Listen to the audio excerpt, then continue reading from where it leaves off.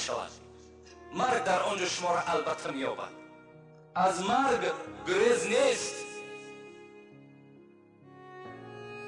در دیگر جای قرآن سوره جمعه خدا چی میگوید؟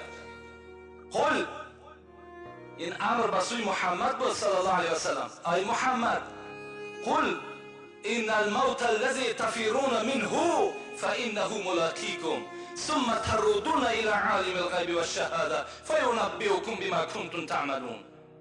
چی گفت محمد؟ گفت بر این مردمی که از مرگ میگریزند بگوشان. چی بگوشان؟ فانه ملاقیکم. شما از مرگ میگریزین، هر جا که گریختین مرگ از پیش روی شما میبراید. هر جا که میخواین روین مرگ از پیش چشم شما میبراید. از مرگ گریختن نمیشود.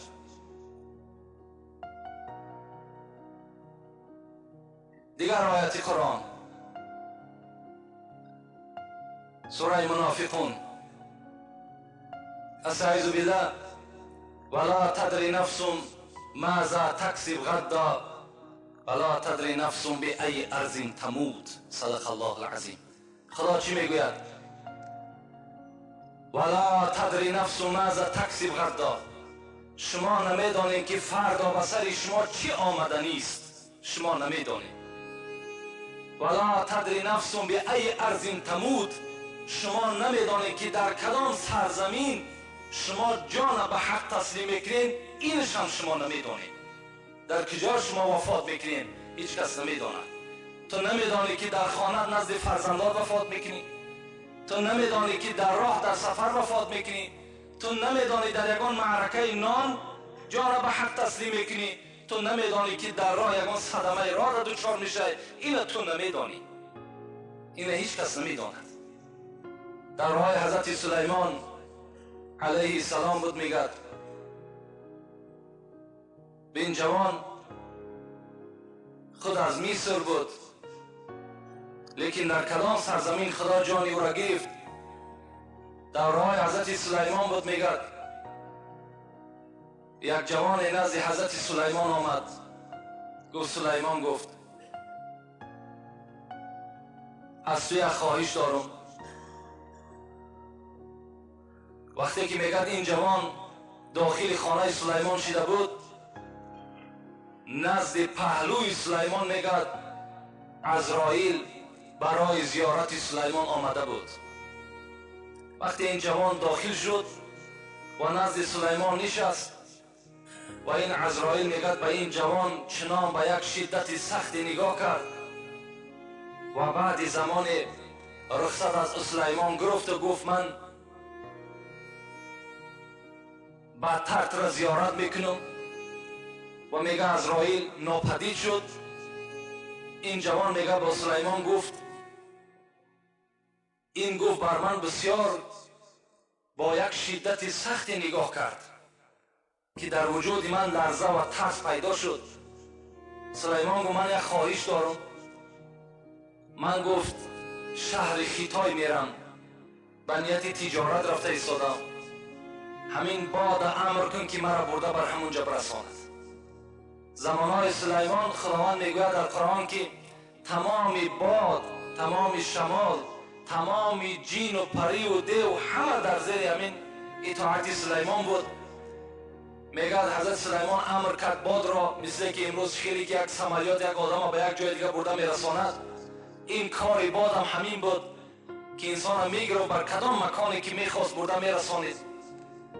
میگه این جوان را گرفت برده در شهر چین همون خیتای رسانید و گشته آمد و در زمان میگه عزرائیل نزد سلیمان حاضر شد.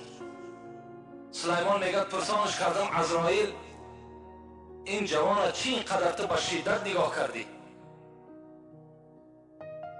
میگه عزرائیل گفت من در حیرت ماندم. مرا خداوند روان کرده بود بهر ان همین جوان که جان ای را تو در خیتای بگیر. وقتی من نزد تو آمدم ای را دیدم در حیرت ماندم که آخر باید جان ای را خداوند امر کرده بود در خیتای بگیر. این در اینجا هست. لیکن امر خدا که بود من در خیتای رسیدم، با مجرده که در اونجا ایستادم باد همین جوان را به پیش من آورد. من جانش در همون موضع گرفتم، پس گشته پیش تو آمدم. این همون آیتی هست که این تکونو یدرکم الموت، در کجایی که نباشد شما، مرگ شما را البته می‌یابد. ولا تدری نفس به ای ارض تموت، در کدام سرزمین شما جان را تسلیم میکنید شما اینو نمیدانید. این جوان اگر میدانست که جان او را در همون چین میگیرند، او به چین حرکت نمیکرد، همون نزد پدر مادر خود میستاد.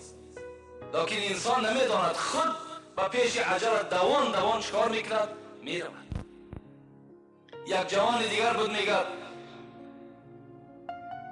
دائما دعا میکرد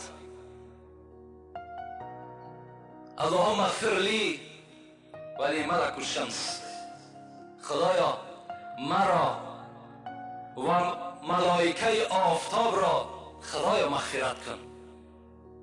دایی میگه دعاش همین بود. البته ماهتاب هم به خود ملائکه های دارد، شمال هم به خود ملائک دارد، رزق رسان خداوند هم که باشد خدمتگارهای و ملائکه ها هستند.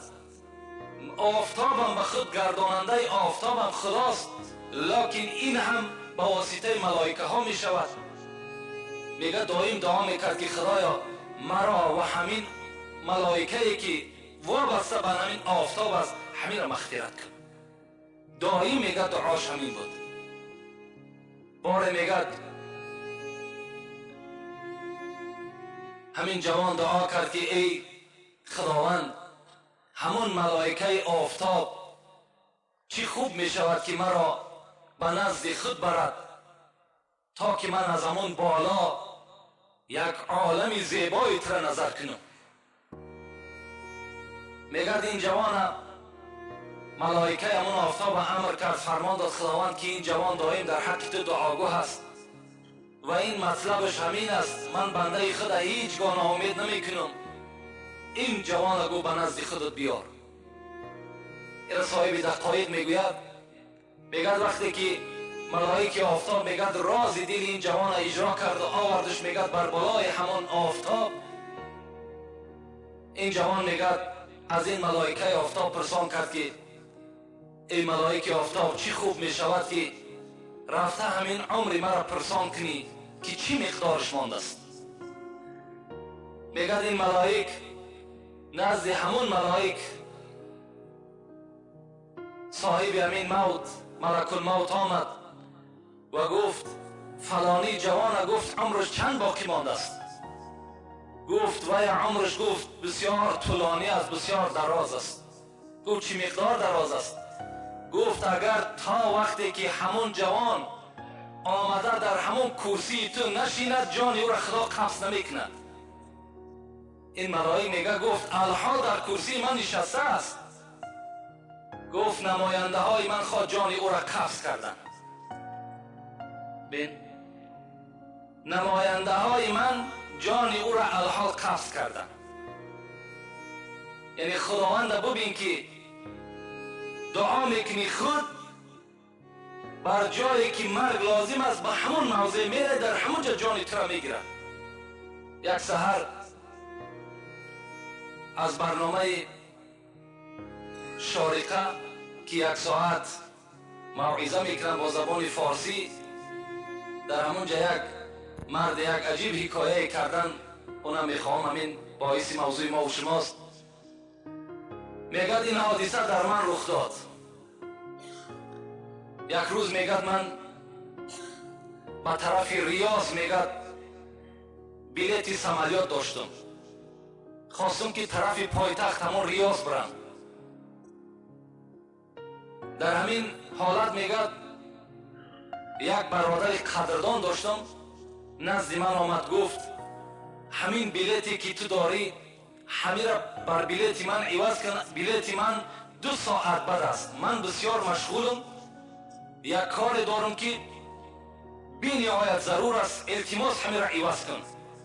میگه آمده عوض کردیم. او کس